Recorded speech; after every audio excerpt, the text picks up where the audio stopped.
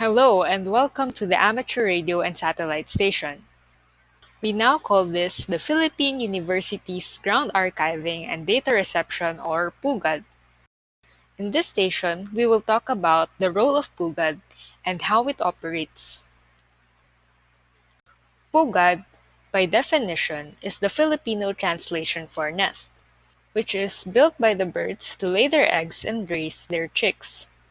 Similarly, the STeP-UP project under the Stamina for Space program strategically built PUGADs at three universities in Luzon, Visayas, and Mindanao to further raise the knowledge and serve as first-hand experience on space science and technology applications.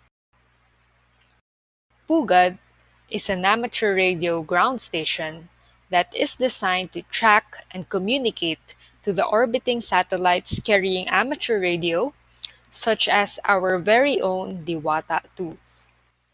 It uses the amateur frequency band of the radio spectrum. Amateur radio or ham radio is a technical hobby that uses the non-commercial radio frequency for exchanging messages, self-training, wireless experimentation, and emergency communications. They use the radio transceiver, such as the handheld radio, and also like the ones we use here at the amateur radio ground station. For our ground station to be able to communicate with the satellites, we need a radio transceiver for transmitting and receiving information, antenna rotator that allows us to track satellites in motion, antenna to catch the radio signals from the satellites, and computer for data processing and archiving. Here is an actual telemetry Morse code beacon that we receive from Diwata-2. As Diwata-2 passes over our horizon, and when its amateur radio unit is turned on, it sends this beacon to tell us of its presence. This Morse code contains information such as the amateur radio unit's power measurements. Aside from receiving telemetry beacon from amateur radio satellites, amateur radio ground stations are also capable of receiving weather satellite images from NOAA weather satellites, as you can see here. This is a slow scan TV image that the ground station received from the International Space Station. Using Diwata-2's voice repeater allows us to communicate to areas that is covered by Diwata-2's footprint. In this example, you will hear a conversation from an amateur radio operator in Japan contacting another amateur radio operator in the Philippines. India Echo Delta November. This is Juliet Radio Check Delta India. Your signal 59, over. Juliet Radio 6 Delta India. This is for India 1 Echo Delta November. You are coming here 5 by 9 here in Quezon City, Philippines. Is that USL, over? For India 1 Echo Delta November. This is Juliet Radio Check Delta India. Your signal also 59 from Okinawa Island. Thank you, nice case 73. 73 also. Buhay from the Philippines. The STeP-UP project feeds knowledge by conducting trainings and workshops to the public and partner universities. And by doing this, we believe that someday they will be capable of launching their own space programs or activities and even building their own satellites. And now, here is JP to discuss more about Diwata-2's amateur radio unit. Thank you, Anne. Let's move on with discussions on the amateur radio unit of Diwata-2. So the amateur radio unit of Diwata-2 is one of the localized payloads developed by our own scientists and engineers here in the Philippines.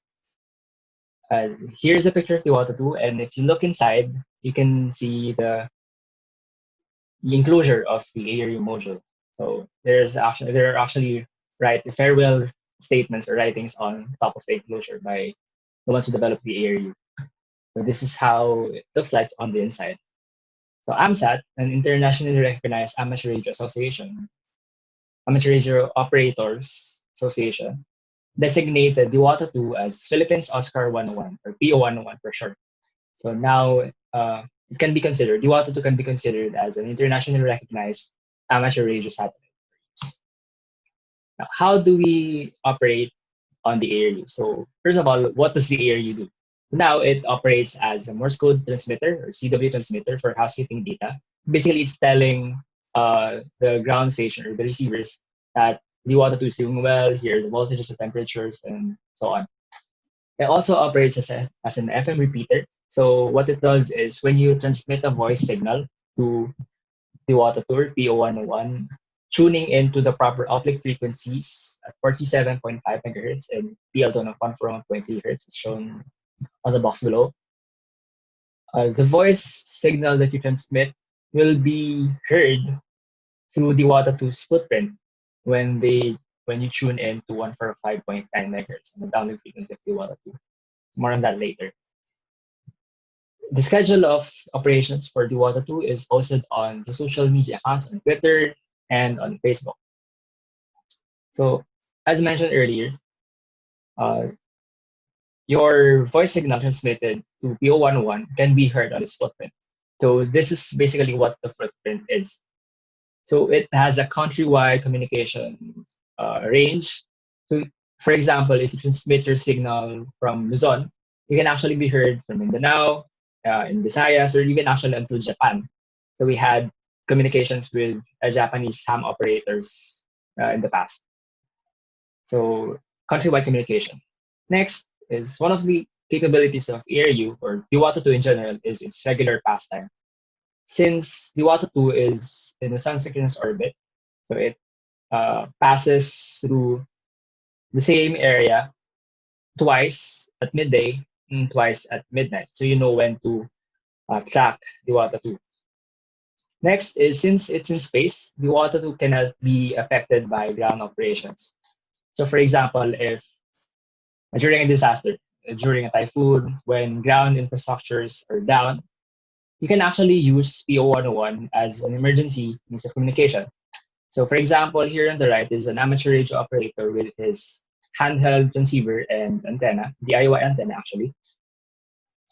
His voice messages can be heard all the way to, for example, in Quezon City. And in this field test, the operator on the right is in Laguna, and he can be heard in Quezon City on the ground station on the left. So if you're stranded in Laguna, for example, and you don't have any ground communication means, there's no signal or there's no internet, and if you have a radio and an antenna, then you can actually use PO101 to call for help outside your area. So it has been used for emergencies. So it's been turned on. So for example, in Australian fires, in the volcano ashfall in January, Typhoon Nambo, and now on the COVID-19 pandemic. It's been turned on 24/7, almost 24/7, to enable hams that are quarantined at home to access the repeater in case of emergencies. Moving forward with the ARU, so what are the other things that we can think of about the ARU? So the ARU isn't just only a means of communication. It can serve as a demonstration of Filipinos' capability to create technology for space. So despite being a third world country, we can actually create technologies, like create satellites and other technologies for space. So it's not just NASA or JAXA. We can actually build one ourselves or create one ourselves. So let this be an inspiration to the Filipino youth to take up careers in STEM. So Diwata-2 can only be an emergency communication means or some sort of medium for for instruction for teaching communication systems to students. Let this be, let the ARU or Diwata-2, the PO101 in general, be an inspiration to the youth to take up a career in STEM. So maybe in the future, the people here, the children here, will be the next satellite developers or researchers in space technology. And with that, thank you.